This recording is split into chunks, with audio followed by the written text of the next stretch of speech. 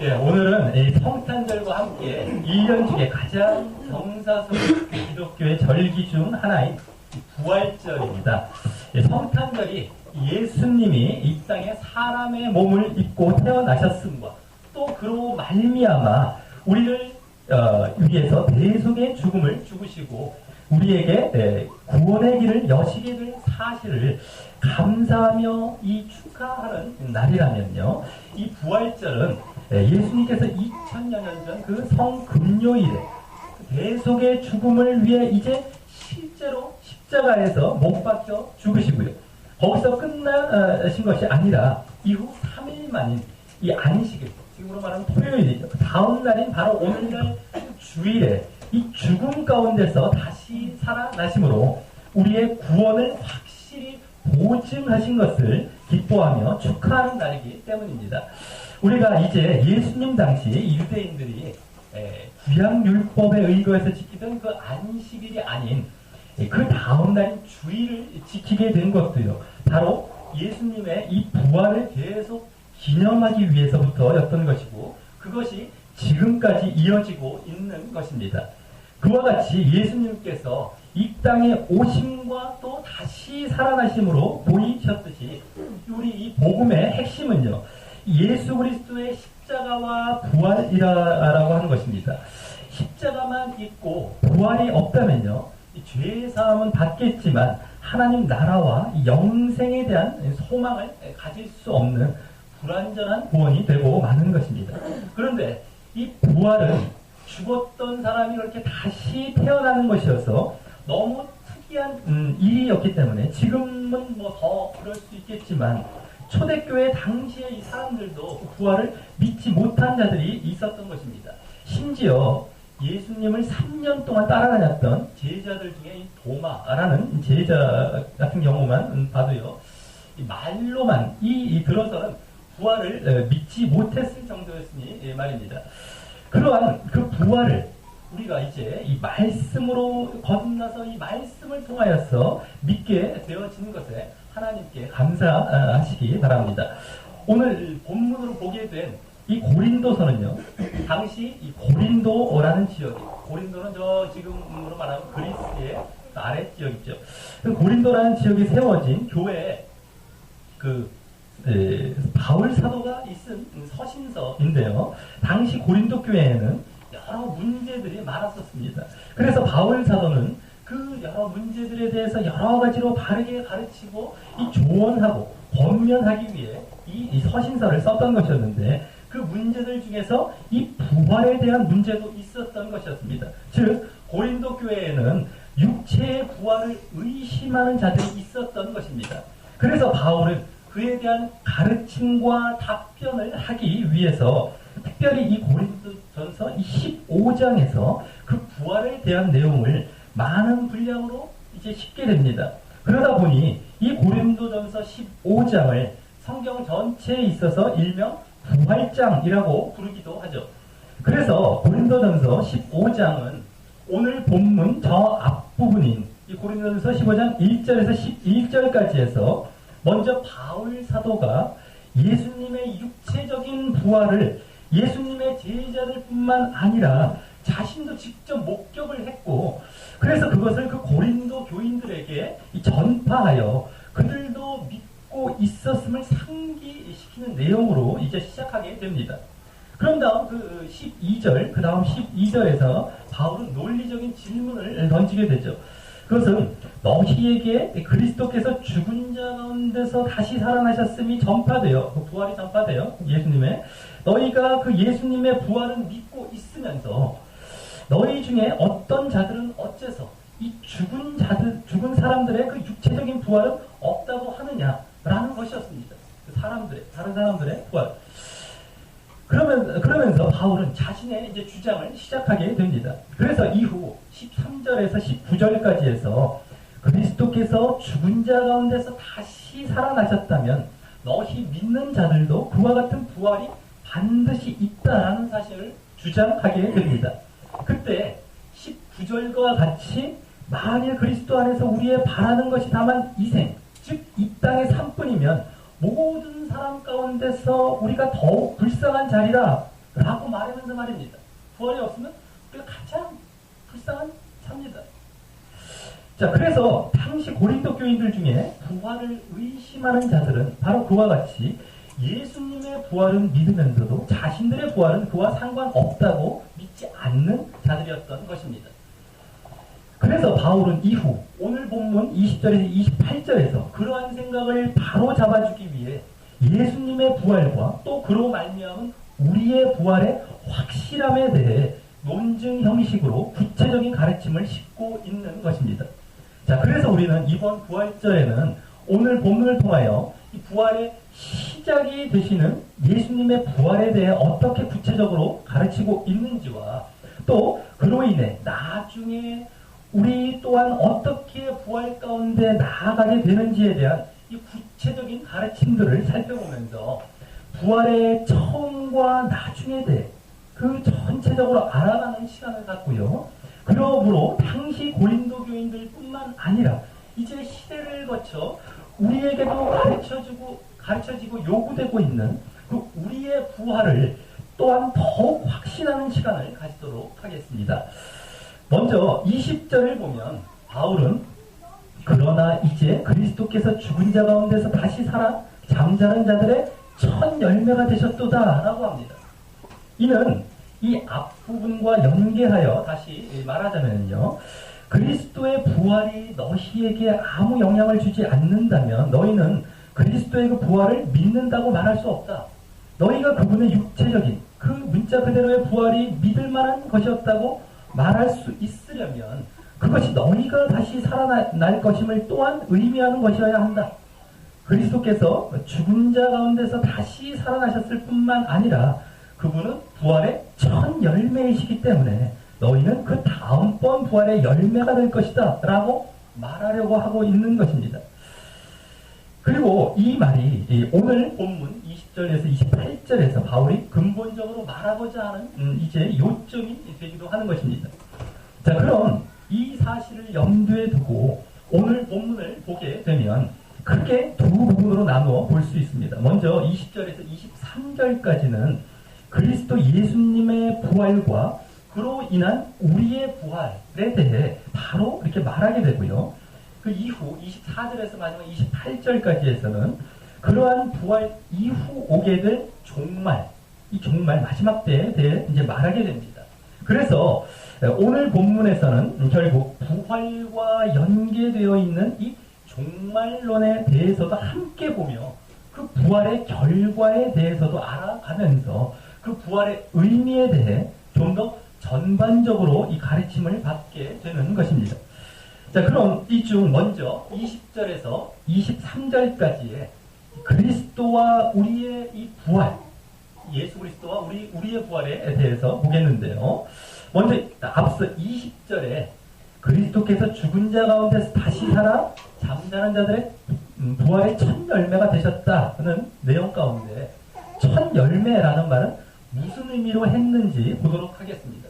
이 첫 열매는 원래 유대인들에게 있어서 중요한 말입니다. 그들의 율법인 구약 레위기 23장에 보면 유대인들의 그 보리 추수가 이제 6월절 즈음, 예수님의 부활절 해당하는 그 6월절 즈음에 시작하는데요. 6월절이 지난 첫 안식일 다음 날에 그 수확한 곡물의 첫 이삭 한 단을 하나님께 드리는 일명 초실절, 첫 열매를 드리기 때문에, 첫 수확한 그 열매 곡물을 드리기 때문에 첫 열매는 초실 행사로, 그래서 초실절 행사를 통하여서 바로 그 첫 열매를 드려야 했기 때문입니다. 그리고 그 행사로 인해서 첫 열매를 하나님께 받으신다면 그들에게 나머지 농작물들도 잘 거두어드리게 하실 것이라는 믿음의 행위를 보였던 것입니다. 그래서 첫 열매가 하나님께 바쳐질 때까지 완전한 수확을 할 수 없었던 것처럼 여기 예수님께서 잠자는 자들의 첫 열매가 되셨다는 것은 예수님께서 다시 살아나시기까지는 아무도 다시 살아날 수 없다는 의미인 것입니다. 예수님께서 먼저 첫 열매로 그와 같이 이 부활을 하셔서 드려져야 되기 때문인 것이죠. 그래서 이 말은요, 이 첫 열매로 죽은 자 가운데서 다시 사신 예수님의 부활은 이제 우리의 부활을 보증한다는 것을 의미하는 것입니다. 다시 말해서 마치 씨를 땅에 뿌려 그것이 죽어졌다가 처음 돋아나게 된 그 첫 열매가 전체 수확물의 한 부분인 것과 같이 예수님의 부활은 이 당신의 몸을 들여 땅에 묻히셨다가 다시 생명으로 돋아나신 것으로서요. 이제 이후 그분과 같이 땅에 떨어져 죽는 씨와 같은 나머지 우리들 역시 이 생명 가운데 다시 살아날 것임을 보증하셨던 것입니다. 다만 그분과 같은 밭인 그 그리스도 안에서 말입니다. 그리고 구약의 그 첫 열매를 드리는 이 초실절은 6월절이 지난 첫 안식일 다음날이었는데요. 6월절이 이제 지나고 처음으로 오는 그 안식일 다음날이었는데 예수님께서 부활하신 날도 바로 그와 같은 6월절 이후 첫 안식일 다음날, 지금으로 말하자면 주일이죠. 지금 안식일 다음날이기 때문에 주일이었기 때문에 이미 구약에서부터 그 초실절 행사를 이제 행사는요 그와 같이 그리스도 예수 그리스도의 부활과 또 그것이 모든 믿는 자들의 육체적인 부활에 대한 보증이 될 것임을 함께 예표하고 있었던 것이었습니다. 그리고 그래서 그렇게 아는 경우가 있는데 이 첫 열매라는 말이나 또 그와 이제 같은 의미로 쓰이고 있는 이 골로새서나 이제 요한계시록에 보면 이 죽은 자들 가운데서 먼저 나신 자라는 말이요. 이 예수님께서 죽은 자 가운데서 다시 살아나신 최초의 사람을 뜻하는 것은 아니다라고 하는 것입니다. 이미 구약에서도요. 엘리야나 엘리사 선지자가 죽은 어린 아이를 다시 살린 적이 있었고 신약에서도 예수님께서 이 나사로라는 사람을 비롯해서 한 3명 정도를 다시 죽은 가운데 살리신 적이 있었기 때문이죠.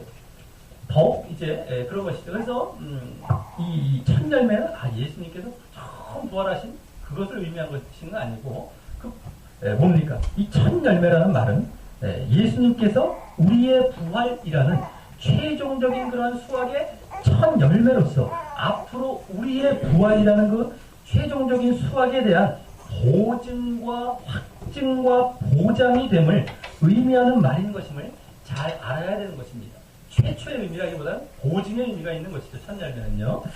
자, 그래서 그리스도 안에서 또 뭡니까? 즉 믿음 안에서 죽은 자들을 20절에 보면 이 잠자는 자들로 표현한 것도요.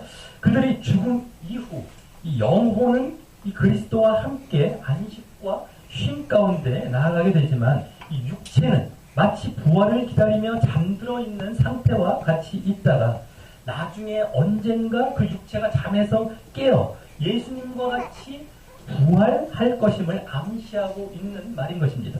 그리고 그 신자들의 그 믿는 자들의 부활이 언제 이루어질지는 좀 이따 23절에서 보여지게 됩니다. 자, 그럼 예수님께서 이와 같은 부활의 첫 열매로 이제 많은 죽은 자들이 부활에 이를 것임을 이제 보증하신 것이었는데, 그럼 어떻게 한 사람의 부활이 다른 모든 사람들에게 그와 같은 영향을 끼칠 수 있을까 하는 의문이 들 수 있습니다. 그래서 이어 21절에서 22절에서는 각각 맨 앞에 이 왜냐하면이라는 말이 생략되어 그 질문에 대한 대답을 제시하게 됩니다. 그것은 먼저 21절과 같이 사망이 사람으로 말미암았기 때문에 죽은 자의 부활도 사람으로 말미암았다는 말씀에서 볼 수 있습니다. 이 말씀은 원어로 보면 거기 사람으로 말미암아라는 말이 이 두 군데나 나오는데 그 두 군데 모두 각각 맨 앞쪽으로 나와 있어서 강조되고 있는 문장이기 때문입니다. 즉 우리가 결국 육체의 죽음뿐만 아니라 영혼의 이 죽음을 얻게 된 것도 바로 최초의 인류인 아담 한 사람의 죄로 말미암아 유전되어 온 것이었고, 그것을 우리 모두가 이 모든 인류가 그대로 적용받아 죄 가운데 죽음을 향해 나아가는 삶을 살아가고 있듯이 그와 같은 원리로 바로 그 죽은 자의 부활인 죽음에서부터 다시 살아나는 것이 우리에게 만일 주어진다면 그것도 당연히 이제 어떤 한 사람으로 말미암아 와야 하는 것이 마땅한 것인데 그 부활이 이제 실제로 그와 같이 한 사람에 의해 이루어졌다라고 하는 것입니다. 이 사실이 이어지는 다음 22절에서 그대로 표현되고 있는 것입니다. 우리 다 같이 22절을 한번 읽어보도록 하겠습니다. 22절입니다. 시작. 아담 안에서 모든 사람이 죽은 것까지 그리스도 안에서 모든 사람이 삶을 얻으리라. 아멘. 아멘. 예, 이 말씀에서 아담 안에서 모든 사람이라는 말은 아담으로부터의 그 자연적인 혈통을 이어받은 모든 인류를 말하는 것입니다. 그리고 그들은 모두 죄를 갖고 태어나기 때문에 거기 그 모든 사람들은 죽었다라고 말하고 있는 것입니다. 하지만 다음 그리스도 안에서 모든 사람이란 말은 그리스도에 대한 믿음으로 말미암아 그리스도로부터 새롭게 다시 태어나, 즉 새롭게 거듭나 이 새로운 영적인 관계를 이어가는 모든 사람들을 말하는 것입니다. 그리고 그들은 이제 죄 대신 그러한 그리스도 안에 있는 믿음으로 인한 의를 소유하기 때문에 그 뒤에 말과 같이 삶을 얻으리라 라고 말하고 있는 것입니다. 이 삶을 얻을 것이다 라는 말은 원어로 한 단어인데요. 바로 되살려질 것이다, 소생시켜질 것이다 라는 말이어서 이제 그 죽음에서 다시 생명으로 나아가게 된다는 것을 의미하는 것입니다. 이 부활은 그와 같이 결국 죽은 우리에게 다시 생명을 주는 일인 것이다 라고 하는 것입니다. 놀라운 일이죠. 우리는 이 부활로 말미암아 언젠가 우리의 육체가 다시 살아나고 뿐만 아니라 그렇게 그리스도 안에서 육체가 살아난 자는 영혼까지도 지옥 형벌인 둘째 사망으로 나아가지 않고 영원한 생명 가운데 영원히 하나님과 함께 살아가게 되는 것입니다. 자, 이와 같이 예수님께서 부활의 첫 열매로서 우리의 부활에 대한 보증이 되신다는 사실에 대한 논증을 그와 같은 아담과 그리스도의 관계를 통해 마치고 이제 다음 23절에서는 그러나 각각 자기 차례대로 되리니라고 하면서 그 부활의 차례에 대해, 이 순서에 대해 말하게 됩니다.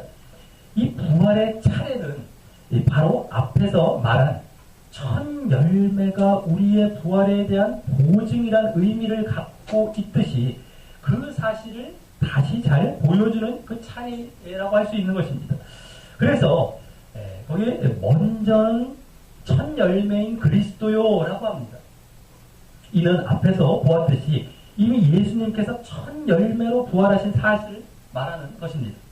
그리고 다음에는 그리스도 강림하실 때 그에게 붙은 자요라고 합니다. 여기 그에게 붙은 자, 즉 그리스도에게 붙은 자라는 말은 그리스도에게 속한 자를 말하는 것이고요. 그것은 결국 그리스도를 믿는 자를 말하는 것입니다. 그래서 이는 앞서 22절에서 말한 그리스도를 믿어 그리스도 안에 있는 모든 사람을 말하는 것입니다. 그런데 그들은 언제 부활한다고 말합니까? 그리스도 강림하실 때라고 우리 앞에 말합니다. 이는 예수님께서 이 땅에 다시 오시는 그 재림하실 때라는 것입니다. 그러기에 우리 믿는 자들의 부활은 이제 예수님께서 재림하실 때인 이 마지막 때에 이루어질 것이다라고 한 겁니다. 그리고 이 부활을요, 첫째 부활이라고 하죠. 첫째 부활. 이제 좀 이따 또 둘째 부활을 보시겠지만 부활은 두 가지가 있습니다. 첫째 부활입니다. 이것이 이 첫째 부활은 의인들과 영생을 얻을 그 구속받은 자들의 부활을 말하는 것입니다.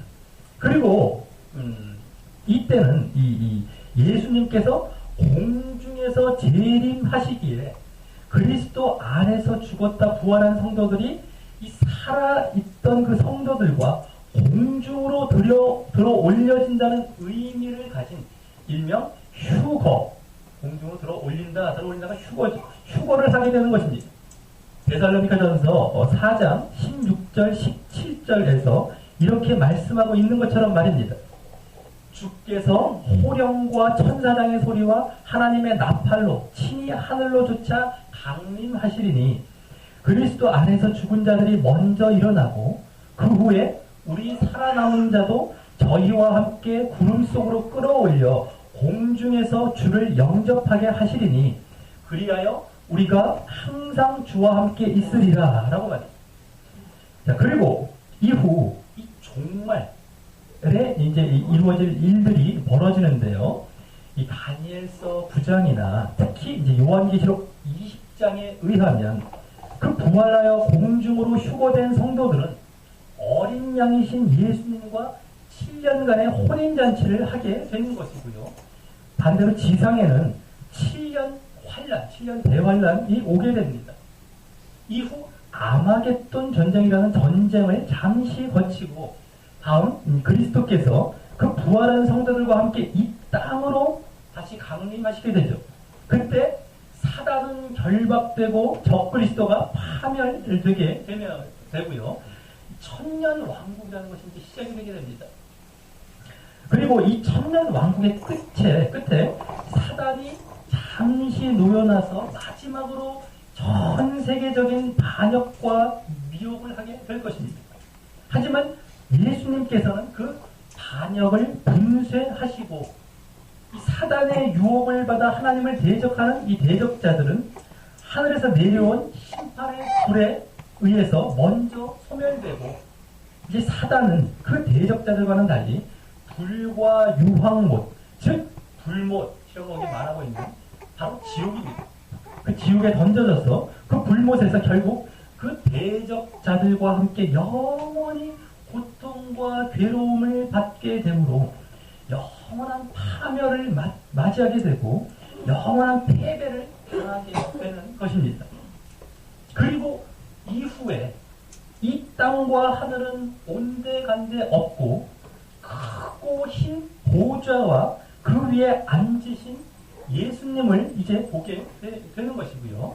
그때 이제 그리스도를 믿지 않아 구속받지 못했던 그 불신자들이 드디어 그들도 부활하게 됩니다. 이것을 둘째 부활이라고 하죠. 그리고 그들이 크고 흰 보좌인 일명 것을 흰 보좌라고 해서 한자어로 백보좌라고 합니다. 백보좌. 백보좌에서 예수님께서 예수님께로부터 심판을 받게 되고 이후 그 불신자들이 다 불못 지옥으로 던져지게 되는데요. 그것을 이제 진짜 사망이자 이 불신자들만이 겪게 되는 둘째 사망이라고 하는 것입니다. 이 진짜 지옥은 결국에 우리가 육신적으로 처음 죽는 첫째 사망이 아니라 이 둘째 사망이 진짜 지옥으로 판결되는 그 사망입니다. 그리고 이후 반대로 하나님과 그리스도와 이 믿었던 그 신자들을 위한 새 하늘과 새 땅이라는 영원한 천국이 이제 도래하게 되는 것입니다. 자, 이러한 종말론적인 사실들이 지금 눈에 보이지 않기에 잘 실감이 안 될지 모르지만 성경에 이 비밀을 제시하고 있다는 사실을 감사하며 믿음의 눈으로 바라보고 반드시 그것이 이제 오게 될 것임을 믿고요. 물론 여기 이제 천년 왕국이나 여러 가지 이제 그 말씀에 대해서는 이제 학자들마다 약간의 이론의 견해 차이가 있습니다만 큰 흐름에는 거의 뭐 같은 것이다라고 하는 겁니다. 그래서 그것을 반드시 믿고요. 그 첫째 부활과 함께 천국에 참여하기 위해 그것을 우리가 소망해야 하는 것이다라고 하는 것입니다. 그래서 부활은 이 첫 열매 대신 예수님의 부활 이외에 사람의 부활에는요, 이 신자와 불신자의 부활이 첫째 부활과 둘째 부활이 있는데 여기서는 이 고린도전서의 지금 15장에서는 주로 예수님의 부활과 함께 이 신자의 부활인 첫째 부활에 초점을 두어 말하고 있는 것입니다. 지금 고린도 교인들이 그 자신들의 부활에 대해 의심을 품고 있었기 때문입니다. 하지만 대신 그 성도들의 첫째 부활 이후에 있을 종말론적인 사건에 대해서는 여기서도 이제 24절부터 28절까지 해서 여기서 말하게 됨으로써 그 성도들의 부활의 존재에 대해서 더욱 확실한 증거를 제시하게 됩니다. 그리고 여기 나오는 내용은 방금 요한계시록을 근거로 말씀드린 이 성도들의 부활 이후 있게 될 종말론적인 사건과 일치하는 내용인 것입니다. 자, 먼저 24절에서 그 후에는 나중이니라고 하는 말은요, 이 나중이라는 말이 원어로 정확히는 결국, 뭐뭐의 결국, 뭐의 종착점, 목표라는 의미여서 앞서 23절에 이어지는 또 다른 나중의 부활을 말하는 그런 것이 아니라요. 나중에 또 어떤 부활을 말하는 것이 아니라 하나님께서 처음부터 말씀해 오신 그 결국, 종착점을 지금 의미하는 것입니다. 그 마지막을 말하는 것이죠. 마지막 때를.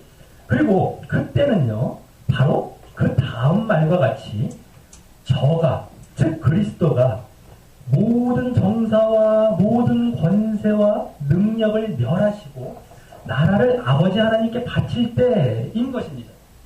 이는 지금 앞서 말씀드렸듯이 예수 그리스도께서 이 땅에 강림하시고 믿는 성도들이 부활하고 난 후에 일어나고 있는 일인 것입니다. 그때 앞서도 말씀드렸듯이 그리스도께서 아마겟돈 전쟁 등과 같은 이 전쟁으로 여기 모든 정사와 권세와 능력이라고 묘사된 사단을 멸하시고요. 세상을 다스리기 시작하시는 것입니다. 이때 그러므로 우리도 예수님의 명령을 이제 함께 수행하면서 함께 그런 다스리는 자가 되는 것입니다.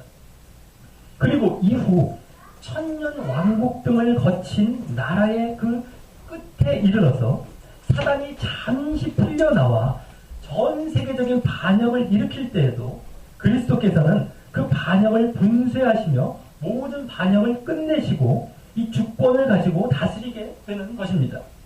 그것이 25절과 같이 저가 모든 원수를 그 발 아래 둘 때까지 불갑을 왕노릇 하실 것이다 라고 하시는 내용입니다.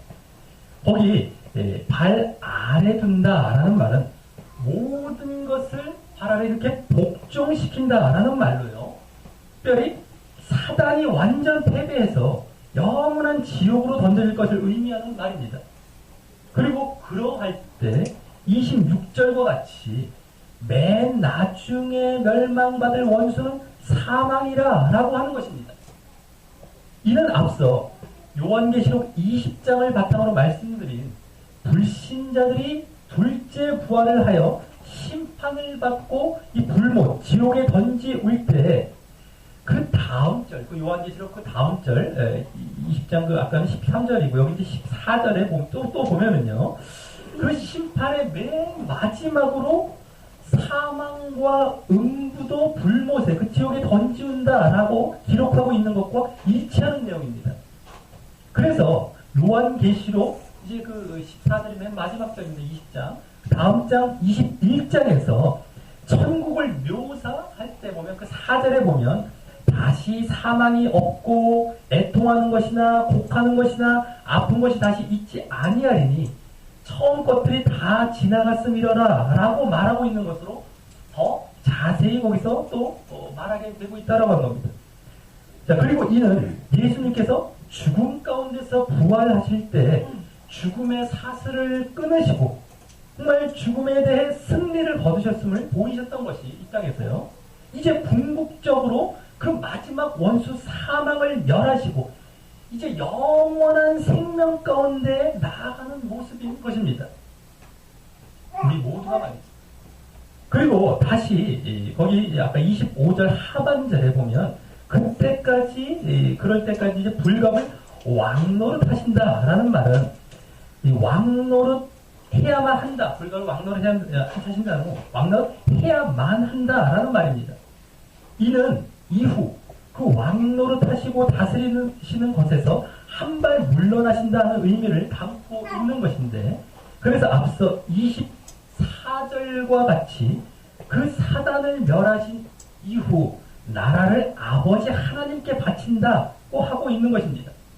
그것이 또 24절 앞에 앞부분에 24절 앞부분에 나왔던 나중, 즉 하나님께서 목표하신 그 종착점, 그 마지막 때라고 라는 것이고 말입니다. 그리고 그 성부 하나님께, 그 아버지 하나님께 바치신 나라의 핵심은 바로 우리 구속받은 자들을 말하는 것입니다. 자, 그리고 그때 바로 새 하늘과 새 땅이 도래하여 영원한 하나님의 나라 천국이 이루어지는 것입니다.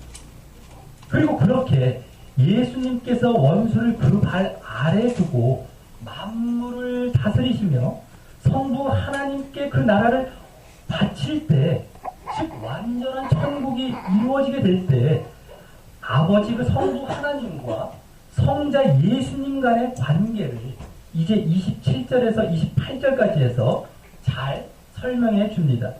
우리 다 같이 다시 한번 27절, 28절 한번 읽어보도록 하겠습니다. 27, 28절입니다. 시작. 만물을 저의 발 아래 두셨다 하시니 만물을 아래 둔다 말씀하실 때 만물을 저의 아래 두시니가 그 중에 들지 아니한 것이 분명하도다. 만물을 저에게 복종하게 하신 때에는 아들 자신도 그때 만물을 자기에게 복종케 하신 이에게 복종케 하게 되니 이는 하나님이 만유의 주로서 만유 안에 계시려 하십니다. 아멘. 예, 먼저 27절은 만물을 아래 두지만 당신은 그 만물 중에 들지 않았다라는 것을 밝히고 있는 것을 보면 예수님께서 완전한 사람이셨지만 피조물이 아니셨음을 분명히 보여주고 있는 것입니다. 하지만 다음 28절을 보면 그럼에도 그 만물을 당신에게 복종하게 하신 때 그렇게 모든 정사와 권세, 그 사단과 이 승리하시고 그 모든 만물을 이제 당신에게 복종하게 하신 때 예수님 자신도 자원해서 겸손히 그렇게 만물을 당신에게 복종케 하여 주신 이신 하나님께 복종하신다라고 하는 것입니다. 24절에서 앞서 나라를 아버지 하나님께 바친다고 했던 것과 같이 동일하게 말입니다.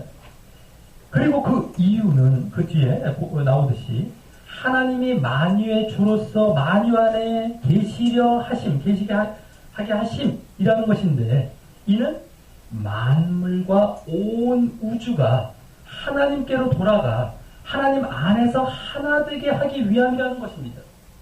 그리고 그것은 태초에 하나님께서 만물을 지으셨고 만물의 주인이셨던 것처럼 다시 이제 만물이 회복되어 하나님께 돌아가는 것을 말하는 것입니다. 죄가 없는 상태에서 우리가 하나님의 생명으로 그분의 다스림을 소유하여 그분과 함께 왕노릇하며 영원히 사는 세상으로 말입니다. 그리고 그와 같이 하나님께서 만물을 지으셨던 것이 다시 하나님께로 환원되고 있는 것이 바로 지금 우리가 사는 이 역사가 흘러가고 있는 방향인 것입니다. 하나님께서 이렇게 역사를 이끌어가고 계신 방향이 되는 것이죠. 자, 말씀을 맺습니다.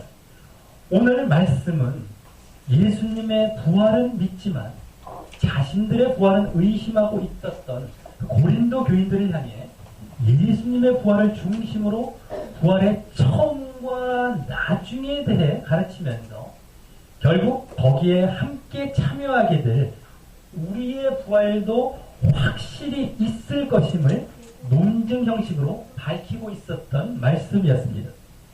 이 부활의 처음은 바로 예수님께서 이 땅에서 십자가에 달려 돌아가셨다가 3일 만에 부활하신 사실을 이제 말하는 것이었는데 그것이 처음인 이유는 뭡니까? 그 이유는 그것이 바로 부활의 첫 열매가 되셔서 이 구약의 첫 열매를 드리는 초실절이나 또 아담의 죄의 유전과도 같은 원리를 근거로 앞으로의 우리 믿는 성도들도 부활할 것임에 대한 보증과 보장이 되었기 때문이었습니다. 또 부활의 나중은 바로 예수님께서 이 땅에 다시 재림하실 때와 관련된 것으로 그때 드디어 우리의 부활과 또 예수님의 심판과 통치라는 이 종말의 사건이 있을 것임을 말하는 것이었는데요. 그것이 이제 부활의 나중인 이유는 그때는 결국 사망도 멸망당하고 영원한 하나님의 나라가 도래하여 영원한 생명 가운데 영원히 하나님과 함께 살아가는 모습이 되는 것이었기 때문이었습니다. 그리고 그 부활의 나중의 모습은요, 이 부활의 나중의 모습은 이제 우리 성도들의 부활이 확실히 존재함을 더욱 증거하는 것이 되는 것이었는데, 그 이유는 우리의 부활이 없다면 예수님께서 나라를 아버지 하나님께 바쳐 하나님 안에서 그 만물이 회복되어 하나 되게 할 그 나라에 바칠 백성이 없어서요. 그 종말 때에 하나님의 나라에는 하나님의 백성이 없는 나라가 될 것이고, 그것은 이 세상은 죄를 없이 하여 하나님 나라의 회복을 향해 나아갈 이유가 없이 그냥 영원히 하나님 나라를 잃고 죄 가운데 살다 멸망당하는 것이 되는 것입니다. 또 그러기에 지금 우리가 믿고 있는 하나님에 대한 신앙도 헛것이 되는 것이고, 더욱이 이 세상에는 모든 인류 또한 아무런 소망이 없는 것이 되는 것이기에 하나님 앞에 열심히 살아가고 그냥 살 이유조차 없어지기 때문입니다. 그 불신자들까지도 우리가 보았을 때 말이죠. 자, 그러기에 우리는 오늘 부활절을 맞아 특별히 이번에는 우리의 부활을 확신하는 시간이 되시길 바랍니다. 오늘 본문을 통하여 두 가지가 보여졌기 때문입니다.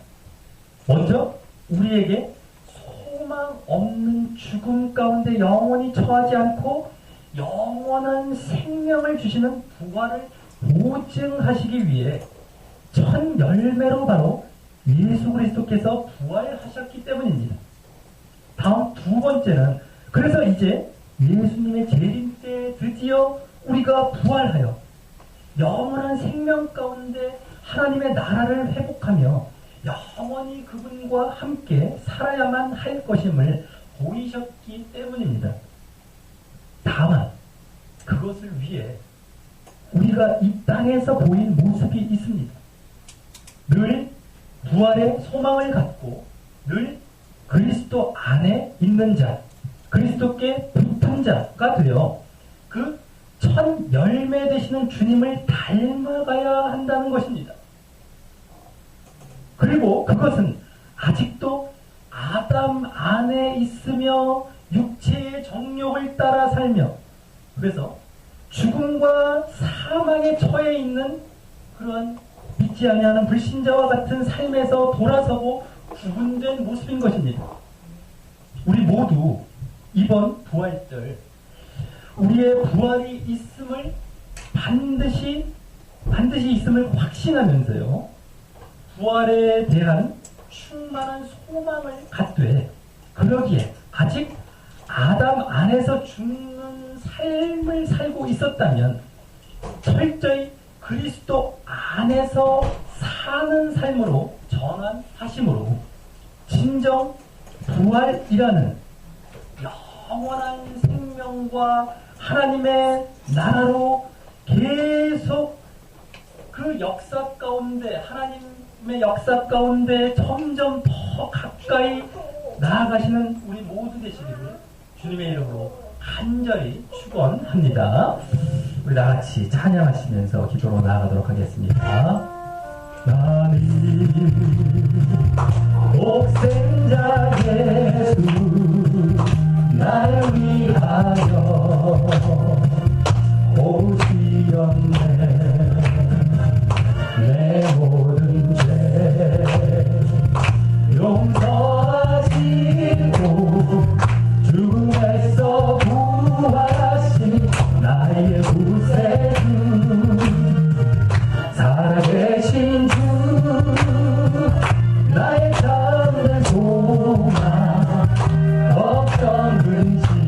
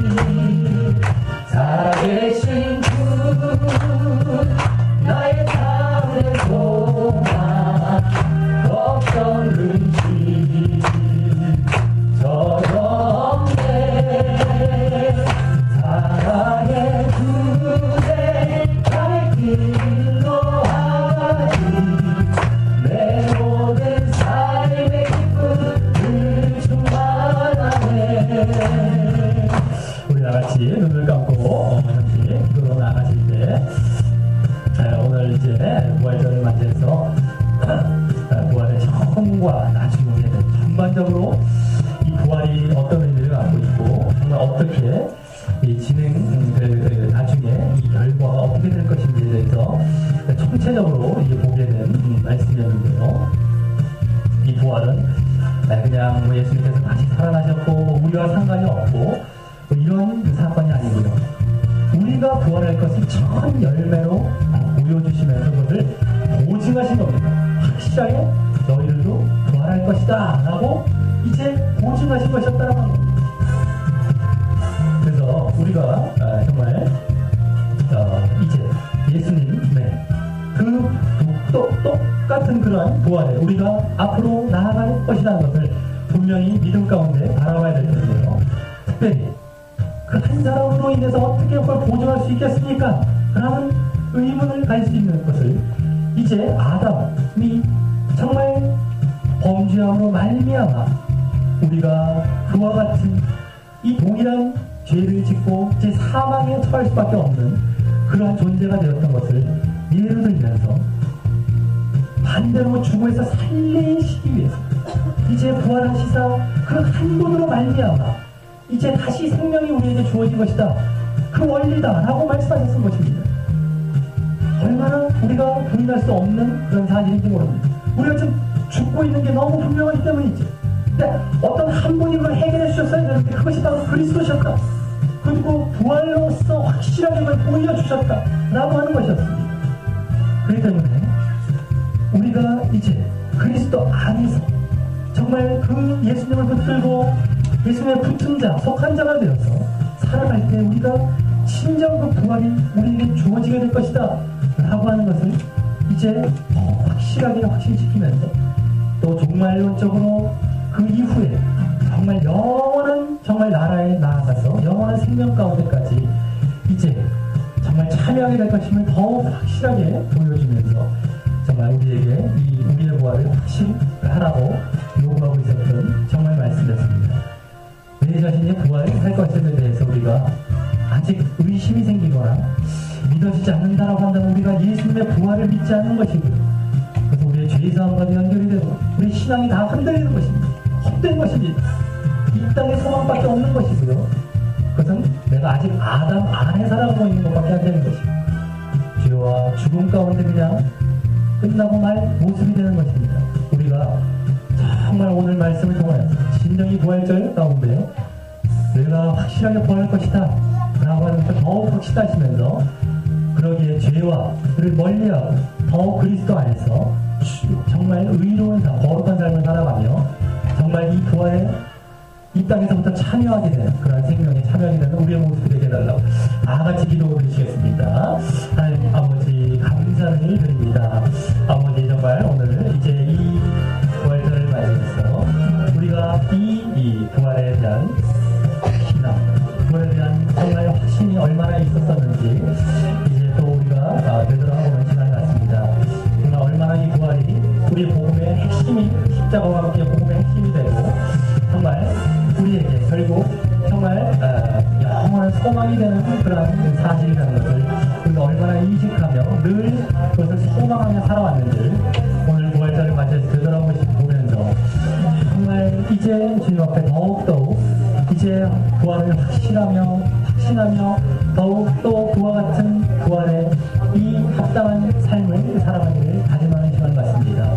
아버지 정말 예수 그리스도께서 우리의 부활의 첫 열매 그것을 보증해 주셨고 또 이제 아담과 같은 원리로 바로 그 한 분이 이제 그걸 해결해 주셨어야 할 터인데 바로 부활로 말미암아 확실하게 보이시며 해결해 주셨기 때문에 이제 우리가 분명하게 그 생명으로 나아가게 된 이 사실을 보고입니다.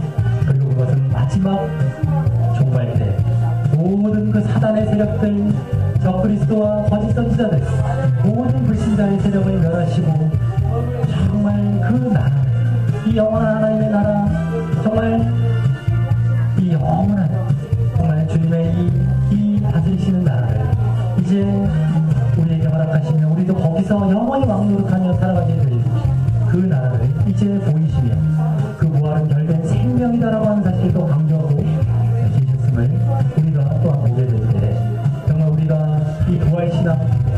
정말 희미하게 갖고 있었다고 한다면, 또 의심하고 있었다고 한다면, 내가 믿지 못하고 있었다고 한다면, 오늘 이후로 확실하게 그 부활 소망을, 부활 신앙을 갈 수 있게 도와주시옵소서. 그것이 아니라면 우리가 정말 헛된 신앙, 또 잘못된 신앙으로 나아갔어. 아직도 아담 안에 사로잡혀 내가 이 땅에서는 어떻게 좀 정말 잘 되보려고 주님을 믿고 있는, 이 땅에서 좀 여러 가지 이 좋은 일을 정말 이 당하기 위해서 내가 주님을 믿고 있는 것밖에 안 되는 것이 되고, 진정 우리의 영원한 생명이 갈구한 부활로 이루어진 사실을 믿지 못하고 있는 것이고, 그 천국의 소망, 부활의 소망, 그 영원한 생명의 소망을 우리가 갖고 있지 않는 그러한 정말 잘못된 신앙이라는 것을 분명히 알게 하시사, 오늘 부활절을 맞이해서 또 확실하게 이 부활을 믿고 예수 그리스도의 부활뿐만 아니라 그것이 바로 내 자신의 부활이 정말 되는 것이 때문에 더욱더 확실하면 흔들리지 않고 그 부활의 소망을 갖고 부활의 신앙에 정말 합당한 삶을 늘 살아가게 역사해 주시옵소서. 죄와 사망에 나아가는 그런 아담 안에서의 삶을 정말 청산하며 온전히 주님 붙들고 주님 안에서 정말 온전한 믿음 가운데 살아가고 말미암아 그 영원한 정말 하나님의 나라의 백성이기 때문에 부족함이 없도록 주님 인도하여 주시옵소서. 더욱더 확신하고 다짐하며 나아갈 때 주님 늘 인도하시고 역사하여 주시옵소서. 아버지 감사합니다.